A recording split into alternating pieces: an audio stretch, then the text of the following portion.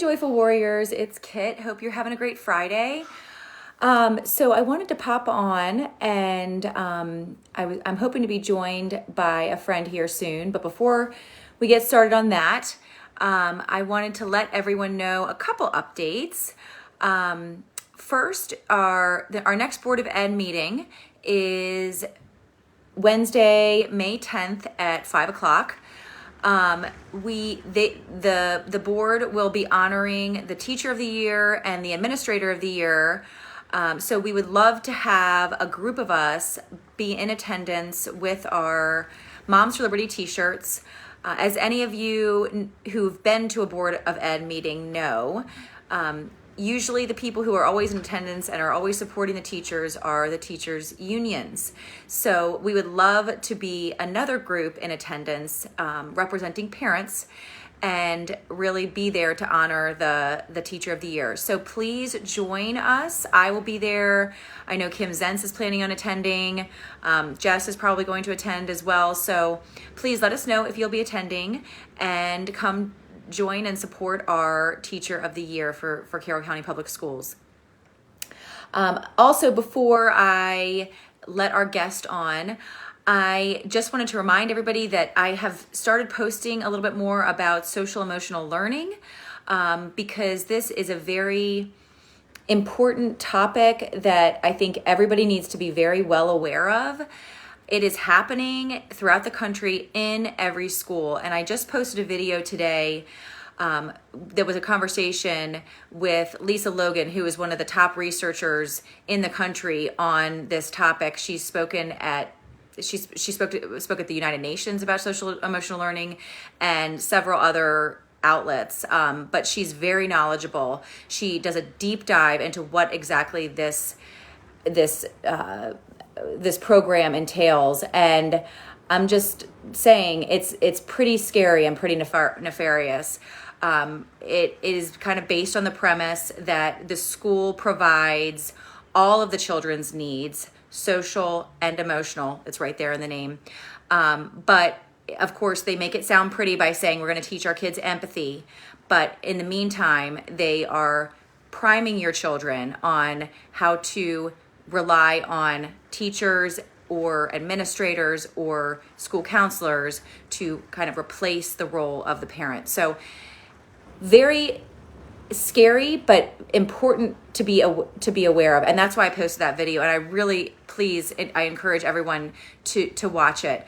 The program that she references, Second Step, is in Carroll County Public Schools and is in many, many schools throughout the nation. And so your children will be exposed to this material. So I highly encourage you to watch that video and just be aware of what is going on with social emotional learning. Okay, now I'm going to get Bryan on. Let's see, send the invite. Is a great friend of Moms for Liberty. And he is the one, I'm sure many of you know, he started Concerned Parents of Carroll County. Hey, Bryan. Hey, happy Friday. Thanks, same to you. And so Bryan is just a wonderful resource. And like I said, I mean, we've worked very closely together with so many efforts. So I asked him to come on because I want him to explain what's going on with our state superintendent. So for those of you who aren't aware, Superintendent Choudhury is the man who was, correct me if I'm wrong, Bryan, but he highly advocated for those masks to be on our kids for all those years. In fact, he still wears a mask everywhere he goes to this day. So that kind of tells you a little bit about his mental state. But he is the one overseeing all of Maryland State Public Schools. And so we've had a lot of problems with him over the past few years. And Bryan created a petition just about a month ago or so after the whole debacle with House Bill 119, where he was trying to centralize the curriculum for the entire state of Maryland and force Carroll County and others to adopt the state standards of the health curriculum. So Bryan created this wonderful petition, and he's really been doing a great job finding out what's going on with Choudhury. And then there's this whole new scandal that happened. And Bryan, can you tell us what's going on with that? Yeah. So, and Kit, thanks again for having me on and for everything that Moms for Liberty is doing for us in the county and the state. So I started a petition and I'll talk more about it, but it's change.org/protect local education. And House Bill 119, as you mentioned, Kit, was kind of the spark to this petition, but it fits a pattern of behavior that the superintendent has shown since the start of his tenure here. Everything from the mask mandate that was totally unprecedented at the time. He basically overrode Governor Hogan's decision to leave that to local school jurisdictions and basically did this emergency regulation that just took control and placed it with his office. And House Bill 119 was also another attempt to take local curriculum decisions and centralize that to his office. And then the other thing too is that, in our county, you look at our county and we probably have one of the top performing education systems in the state. And definitely not as funded as well as our neighboring counties, but we do one of the best in terms of academic performance in the state. Yet I think we are the best among several metrics. Yes. Between us and the county consistently. Absolutely. And so rather than maybe look at us as a model for other jurisdictions or at least take some ideas from us, they continue to fight against us. They continue to threaten pulling funding from us. And while, they're focused on how we're implementing our family life curriculum and how our opt-out policies are, which recently they did threaten to withdraw funding from us because of those issues, they're hiding the real problems. I mean, the real problems are in Baltimore County. There's 23 schools, as Fox News reported, that have 0% proficiency. And that was a huge story that broke out because it really showed that his priorities are incorrect. And the real issues that need to be addressed and the kids that really need the help, those problems are being swept under the rug. So my view is that we can't trust the superintendent, the state superintendent, Chowdhury, to effectively run our school systems. Everybody wants our school systems to be successful for our kids.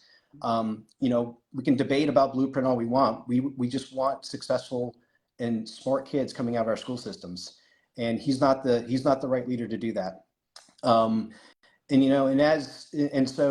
Fox News has done a great job to share more light about this test score scandal. Really what happened was they withheld those test scores until after the election, thinking they would influence local school board elections and the state elections.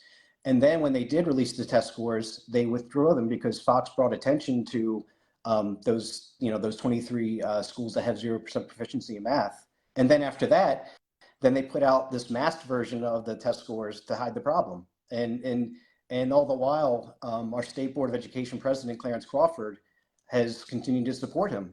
And I'm not sure why. But it's up to us parents to put that pressure on him. We need to continue putting the pressure because I'm convinced, and after this petition that came out, I had 4 different sources from the Maryland State Department of Education coming to me, former employees and current employees that talked about his workplace conduct. And not only is he a tyrant, outwardly to parents and to the school system, but he really does not have many friends within the organization. And when you have 4 different people coming to you with stories that are all lined up consistent, then you have to really give it credence. Yep.